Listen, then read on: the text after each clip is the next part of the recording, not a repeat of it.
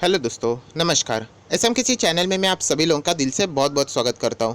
दोस्तों, आज है 23 मई 2020, सैटरडे का दिन। बाज़ार क्लोज़ है, बट आप सभी लोगों को मैंने कल भी बताया था, इवन दो आज बाज़ार क्लोज़ रहेगा, एक बहुत बड़ी कंपनी जो कि कुछ ज़्यादा ही रफ्तार से तेज़ ऊपर भागती चली जा रही है, उसके रिजल्ट आने वाले।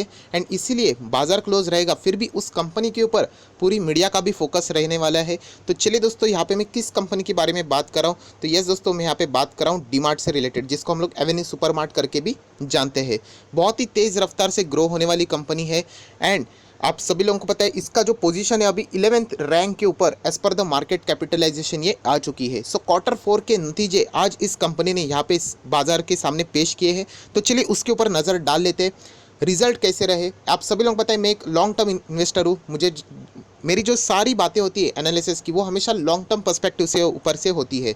सो शॉर्ट टर्म में कुछ भी हो सकता है, बट लॉन्ग टर्म में ये शेयर क्या रिजल्ट के बदौलत हम लोग इसके ऊपर भरोसा रख सकते हैं।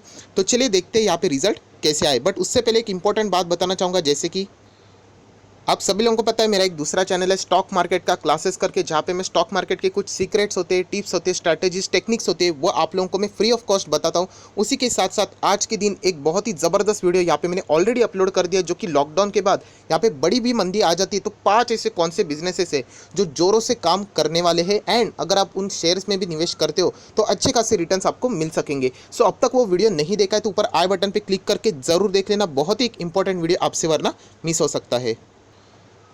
तो चलिए दोस्तों, यहाँ पे हम लोग डायरेक्टली आ चुके हैं एवेन्यू सुपरमार्ट मतलब डीमार्ट के रिजल्ट के ऊपर। एंड यहाँ पे हम लोग स्क्रॉल डाउन करके कुछ इंपॉर्टेंट चीज़ें देखने वाले हैं। सो दोस्तों, अभी आप देख सकते हैं यहाँ पे कंसोलिडेटेड रिजल्ट आप लोग यहाँ पे पढ़ सकते हैं। ऑडिटेड कंसोलिडेटेड फाइनेंशियल रिजल्ट यहाँ पे हम लोग को क्वार्टर 4 के देखने वाले हैं। एंड जितने भी आप लोगों को जो अमाउंट्स के फिगर देखने को मिल रहे हैं वो रुपीज़ इन करोड़ है। सो आप लोगों ने वो प्रिज्यूम भी करना चाहिए। सो फर्स्ट कॉलम आप सभी लोगों को पता है, ये है क्वार्टर 4 के रिजल्ट, ताज़ा रिजल्ट।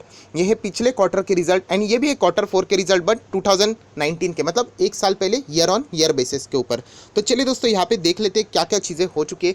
तो सबसे पहले कंपनी का income, revenue from an operation, company का जो मेन बिजनेस है उसमें से कितना पैसा आ रहा है वो देखना चाहिए। सो 6,255 करोड़ अप्रॉक्सीमेटली कंपनी यहाँ पे कमा रही है, जो कि हम लोग क्वार्टर ऑन क्वार्टर कम होते हुए देखने को मिल रहा है, but year on year basis बहुत ही ज़बरदस्त ग्रोथ देखने को मिल रही है। 5,000 करोड़ का रेवेन्यू जो ऑपरेशन था वो अभी लगभग 1,000 करोड़ से भी ज़्यादा बढ़ चुका है। से बहुत ही ज़बरदस्त डेटा फिलहाल तो देखने को मिल रहा है। अगर हम लोग टोटल इनकम को भी यहाँ पे कंसिडर कर ले तो 6,290 करोड़ देखने को मिल रहा है, जो कि पिछले क्वार्टर से कम है, but year on year basis हम लोगों की जो जंप है वो बहुत ही शानदार नज़र यहाँ पे आ रही है। तो बट ठीक है, इनकम तो हम लोगों को year on year basis grow तो होते हुए देखने को मिल रही है, बट यहाँ पे एक्सपेंस, क्या कंपनी ने खर्चा भी कोई ज़्यादा तो नहीं किया है, वो भी तो ज़रूर देखना चाहिए। सो यहाँ पे हम लोग देख लेते हैं कंपनी का खर्चा कितना है। तो टोटल एक्सपेंडिचर 5,957 करोड़ का है, जो कि हम लोग कह सकते हैं पिछले क्वार्टर से यहाँ पे कंपैरेटिवली कम है, जो कि अच्छी बात है। But year on year basis company ने खर्चा बढ़ा लिया है, तो कोई बात नहीं। टोटल यहाँ पे कंपनी के हाथ में कितना प्रॉफिट बचता है वो अभी हम लोग को यहाँ पे देखना है।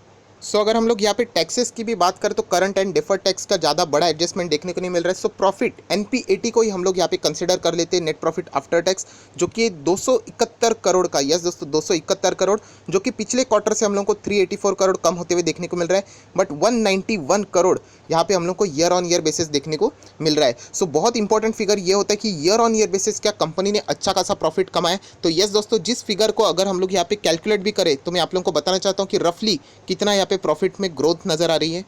सो यहाँ पे मैंने कैलकुलेट किया है, लगभग आ रहा है 41.61% तक की ग्रोथ हम लोग को year on year basis NPAT में देखने को मिल रही है, जो कि एक बहुत ही शानदार डेटा है। आप सभी लोगों को पता है फिलहाल की सिचुएशन क्या है, तो बट स्टिल कंपनी ने यहाँ पे मैनेज किया एक अच्छा खासा profit year on year basis के ऊपर दर्ज करने से रिलेटेड। एंड अगर हम लोग ये सारी चीज़ों को देखते हैं एंड अगर आपको कुछ भी समझ में नहीं है तो ऑब्वियसली आप बेसिक EPS को भी अगर आप नज़र में डाल लेते हो, जो कि है 4.25 इस वक्त का। एंड अगर हम लोग इसको पिछले टाइम से कंपेयर करें तो कम ही नज़र आएगा, but year on year basis देखेंगे जो कि था 3.07। सो इसको भी अगर मैं रफली कैलकुलेट कर लेता हूँ तो यहाँ पे हम लोग कह सकते हैं 38% तक की जंप हम लोग को यहाँ पे देखने को मिल रही है। सो दोस्तों, ओवरऑल अगर हम लोग बात देखें तो ये क्वार्टर ऑन क्वार्टर गिरावट तो ज़रूर है, but year on year basis jump बहुत ही शानदार है। एंड अगर मैं अपने पॉइंट ऑफ व्यू से बात करूँ तो यस, मैं कहना चाहूँगा मैं ईयर ऑन ईयर जो डेटा रहता है उसको ज़्यादा प्रेफरेंस देता हूँ, जो क्वार्टरली रिजल्ट देखता हूँ। एंड उसके बदौलत मैं ज़रूर कह सकता हूँ कि कंपनी के जो रिजल्ट है ना, लॉन्ग टर्म के हिसाब से लिख के बताना चाहता हूँ, लॉन्ग टर्म के हिसाब से बहुत ही शानदार है। एटलीस्ट मैं तो हैप्पी हूँ, मुझे बाकी का नहीं पता, मैं अपने एनालिसिस आपके सामने यहाँ पे रख रहा हूँ। सो जो कि लॉन्ग टर्म की बातें हैं, इसमें हम लोग कह सकते हैं कि कंपनी में इतनी बड़ी गड़बड़ी तो फिलहाल तो देखने को नहीं मिल रही है। तो चलिए दोस्तों, अभी तक जितना भी रिजल्ट हम लोगों ने देख लिया उसको समरी के फॉर्म में यहाँ पे देख लेते हैं। आप देख सकते हैं डीमार्ट, एवेन्यू सुपरमार्ट का जितना भी रिजल्ट है। तो सबसे पहले स्टैंड अलोन अगर हम लोग टोटल रेवेन्यू की बात करें तो 23% की जंप हम लोगों को यहाँ पे देखने को मिल रही है। सेम चीज़ आप यहाँ पे भी पढ़ सकते हैं, 23% की जंप है। अगर EBITDA earning before interest and tax depreciation and amortisation की बात करें तो वो भी लगभग 11% की जंप दिखा रहा है। प्रॉफिट आफ्टर टैक्स की बात करें तो 41.41% तक की जंप यहाँ पे बता रहा है। ईपीएस भी आप लोग यहाँ पे कंपेयर करके देख सकते हैं, जो कि मुझे तो फिलहाल यहाँ पे ठीक ठाक ही नज़र आ रहा है। 3.25 था जो कि अभी 4.49 हो चुका है।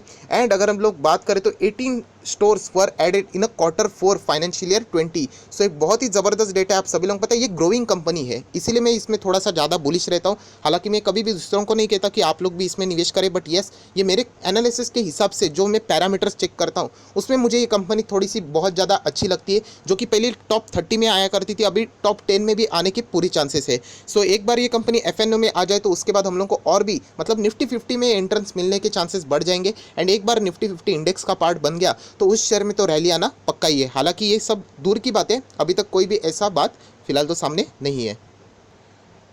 सो Q4 का डेटा अभी हम लोगों ने देख लिया। अभी हम लोग ईयर का डेटा देख लेते हैं, मतलब फाइनेंशियल ईयर कंप्लीट हो चुका है 2020, हम लोग ऐसे भी बोल सकते हैं पिछले वाला।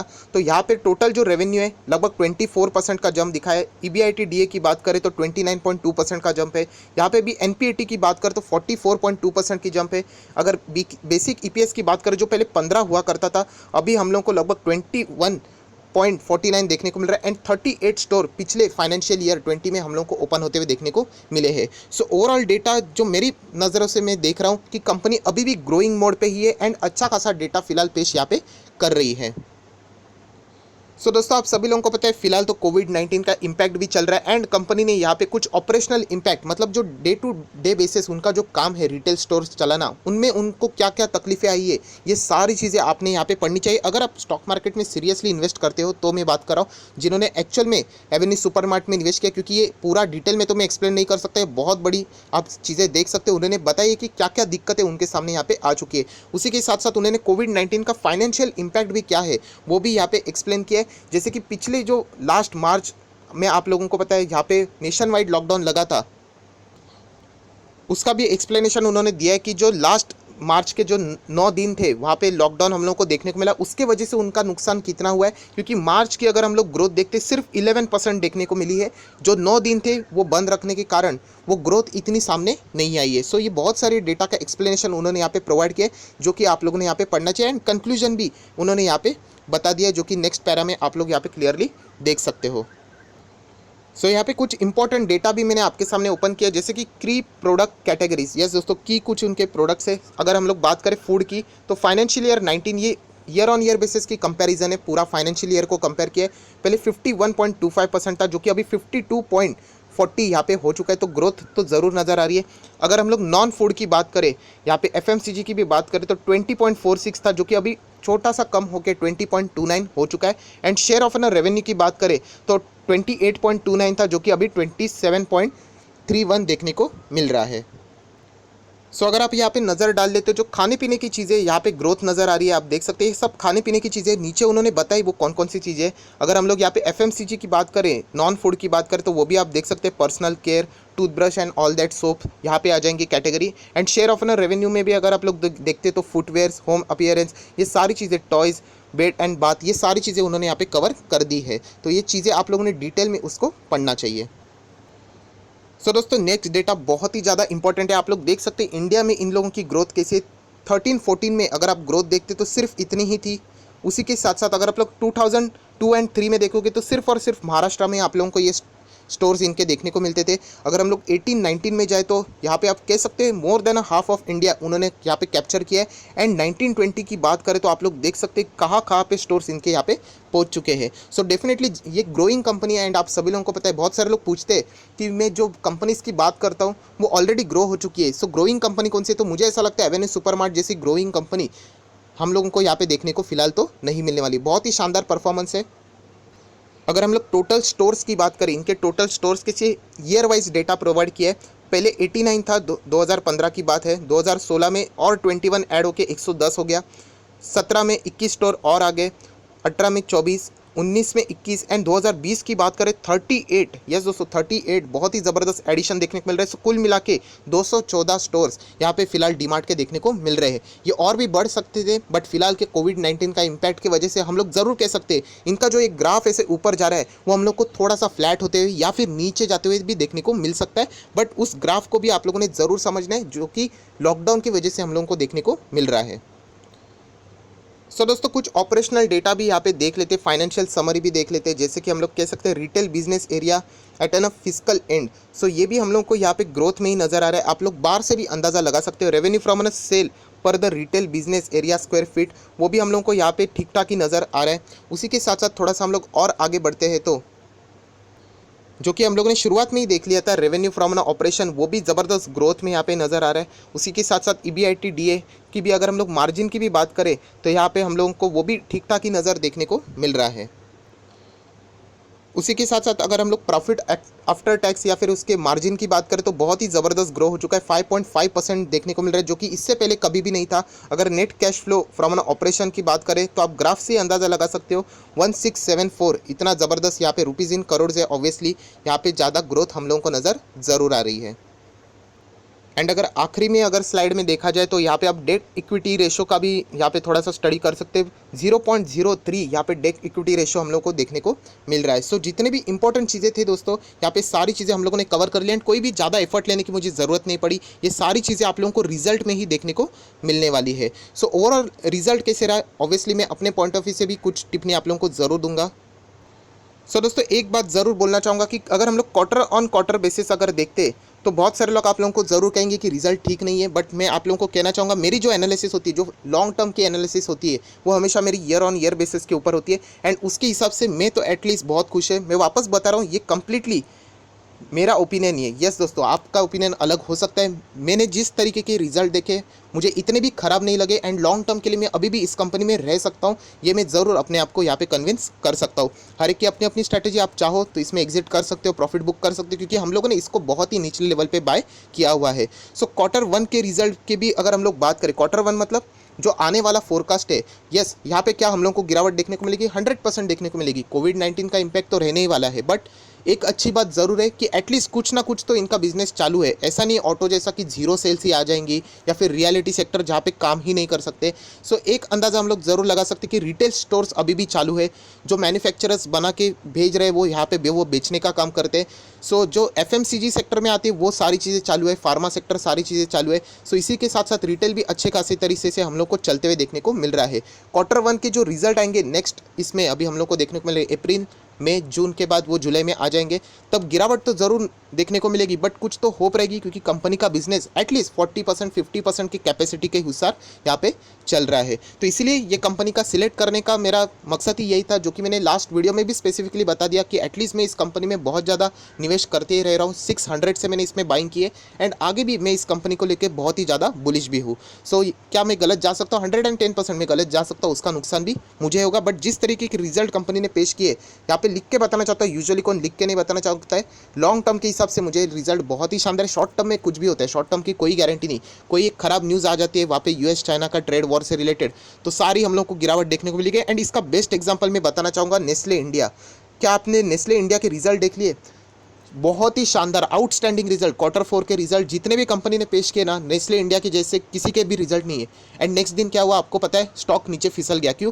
क्योंकि हमारे प्राइम मिनिस्टर जी ने बता दिया कि आत्मनिर्भर भारत के ऊपर फोकस रखना है। तो इसलिए मैं कहता हूँ कि एक्सटर्नल न्यूज़ स्टॉक्स के जो रिजल्ट रहते हैं अच्छे होने के बावजूद उसके ऊपर इम्पैक्ट ज़रूर डाल सकते हैं। बट अगर वो कमेंट्री नहीं आती या फिर हम लोग कहते कि प्राइम मिनिस्टर जी का जो प्रेस कॉन्फ्रेंस अगर नहीं होता तो नेस्ले इंडिया आज भी हम लोग को और तेज़ होते हुए देखने को मिल सकता था। क्या इसका अर्थ नेस्ले इंडिया खराब हो गया? नहीं, इनफैक्ट आपको वो शेयर अच्छे खासे निचले लेवल पे मिलने का मौका मिल रहा है। तो सेम चीज़ डीमार्ट के साथ भी हो सकती है। डीमार्ट के जो रिजल्ट है लॉन्ग टर्म के साथ बहुत ही अच्छे हैं। शॉर्ट टर्म में कुछ भी हो सकता है, इसकी गारंटी मैं नहीं दे सकता, बट लॉन्ग टर्म कि अगर आप निवेशक हो, लॉन्ग टर्म मतलब 3 साल 5 साल 10 साल के, तो यस आप इसमें एसआईपी कंटिन्यू रख सकते हो। ऐसे रिजल्ट एटलीस्ट कंपनी ने यहाँ पे पेश इस वक्त तो यहाँ पे किए हुए हैं। सो दोस्तों, वीडियो को क्लोज करने से पहले यही कहना चाहूँगा कि कल के दिन 3% की गिरावट ऑलरेडी यहाँ पे हम लोग को देखने को मिली थी। यहाँ पे एक्सपेक्टेशन मतलब आप सभी लोग पता है क्वार्टर ऑन क्वार्टर तो रिजल्ट गिरते हुए देखने को मिल रहे हैं एंड ऑलरेडी ये शेयर बहुत हाई पे चल रहा है। तो ये हम लोग के लिए अपॉर्चुनिटी होगी। अगर ये शेयर नीचे आ जाता है तो आप ज़रूर इसको लपक सकते हो, बट मुझे चांसेस बहुत ही कम नज़र यहाँ पे फिलहाल तो आ रहे हैं। अगर कल के दिन की अगर हम लोग बात करें तो डीमार्ट से रिलेटेड आप लोगों को कोई भी पोजिशनलिंग यहाँ पे चीज़ देखने को नहीं मिलेगी, क्योंकि ये टीटी सेगमेंट में आते हैं। यहाँ पे आप इंट्राडे नहीं कर सकते, आप लॉन्ग टर्म के लिए इसी स्टॉक को यहाँ पे खरीद के रख सकते हो। एंड अगर मैं बात करूँ तो रिटेल सेगमेंट में कॉम्पिटिटर्स की, जैसे कि आप देख सकते हो ट्रेंड है, आदित्य बिरला फैशन है, फ्यूचर रिटेल है, सारे कॉम्पिटिटर्स है, बट एवेन्यू सुपरमार्ट के आसपास भी कोई नहीं है। आप अगर इनके मार्केट कैपिटलाइजेशन को भी कंपेयर करके देख लोगे, 1,55,631 करोड़ का मार्केट कैप है एंड उसके बाद आने वाली कंपनी 15,000 मतलब सिर्फ 10% के आसपास का मार्केट कैप वाली, तो इतना ज़बरदस्त गैप है। तो इसीलिए कोई कंपैरिजन ही नहीं है। अगर आप रिटेल में निवेश करना चाहते हो वो आपकी मर्जी है, तो एवेन्यू सुपरमार्ट के आसपास भी कोई नहीं है। फिलहाल तो 11वें नंबर पे ये स्टॉक चल रहा है, जो कि बहुत ही गजब का परफॉर्मेंस दे रहा है। एंड अभी के जो रिजल्ट है उसके हिसाब से मैं ज़रूर कह सकता हूँ कि आने वाले जो फ्यूचर के भी रिजल्ट रहेंगे वो कंपनी अगर अच्छे दे पाई तो बहुत ही ज़बरदस्त ये कंपनी आपको मल्टीबैगर रिटर्न कमा के दे सकती है।